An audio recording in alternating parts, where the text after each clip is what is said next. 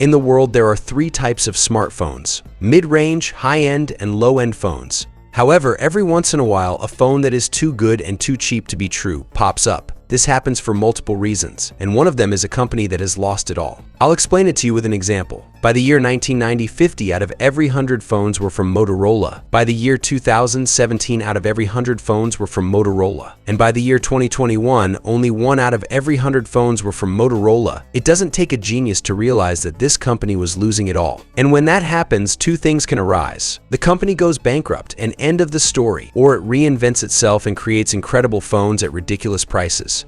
This with the aim of resurrecting as a company and recovering its customers. When that happens, there is no better phone than that, as it is so good that it even makes the company lose money. Unfortunately, that doesn't happen every day. Fortunately for us though, Motorola is going through just that exact situation, and it has decided to create the best phone in history, the Motorola X30 Pro. A $400 phone that is much better than $1,000 smartphones. If you want to know everything about this phone, including why no one is going to buy it, then stay in this video.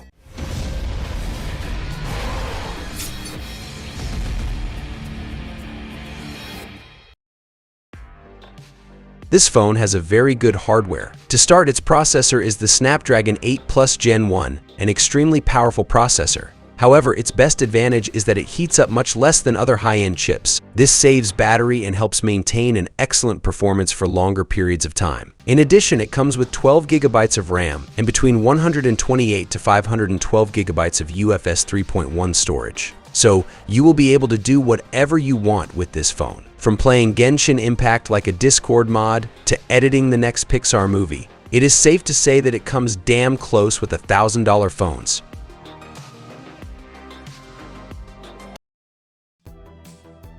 I also really like the screen. It is a 144Hz AMOLED panel which measures 6.7 inches and has a full HD Plus resolution. In English, this means that we have a very sharp, very colorful, very bright, and also very fluid screen.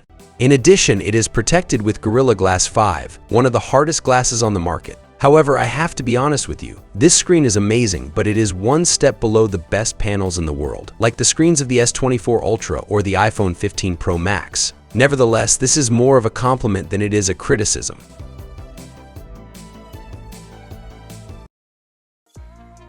It's time to talk about the cameras, a category that separates the high-end phones from the mid-rangers. In this case, we have a 50-megapixel wide-angle camera, a 12-megapixel telephoto camera, and a 200-megapixel main camera. This last digit is impressive, but not really relevant. What is relevant is that it has a very large sensor of almost 1 inch, and that it incorporates optical image stabilization.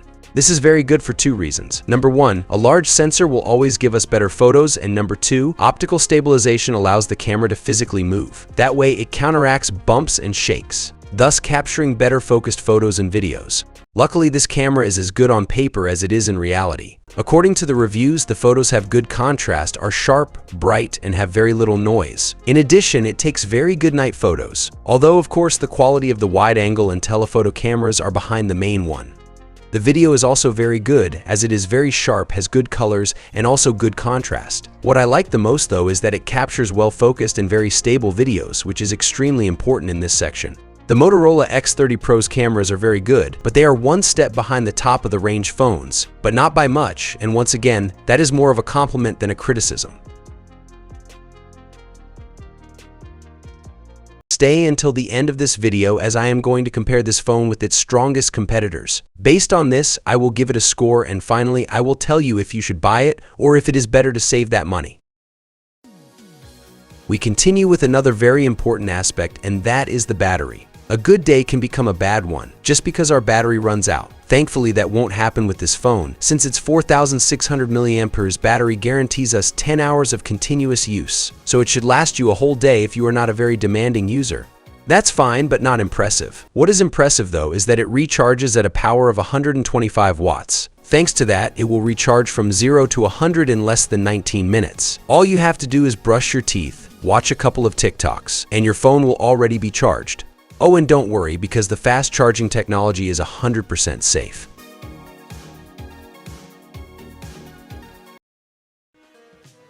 Let's proceed with the design, and here we have lights and shadows. On one hand, it is not very heavy and is made of Gorilla Glass 5 and aluminum. However, it only has IP52 certification, meaning it is not waterproof. So if you have an accident, it's over. This does not seem like a very serious disadvantage. And the truth is that it is not, but it is a feature that, when needed, becomes incredibly relevant.